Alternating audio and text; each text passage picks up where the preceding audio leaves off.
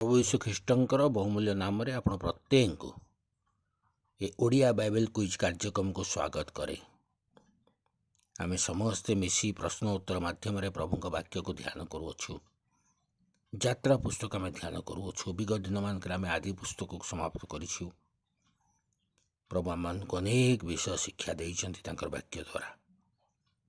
आज मध्य आपण माने अंशी होउछन्ति। धन्यवाद जणेवा सहित अनुरोध करे अन्य मान को मध्य अंशी करांतु, जहाद्वारा से मध्य यह कार्यक्रम रे जोगदे अनेक विषय शिक्षा लाभ करें। गत काली जो प्रश्नटी पचरा जाता ता थिला पूर्वीय वायु द्वारा मिस्र रे क्यों दंड उपस्थित होइथिला। यार सठिक उत्तर होची पंगपाल। यात्रा पुस्तक 10 पर्व 13 पदरे आपण माने उत्तरटी पाई परिबे।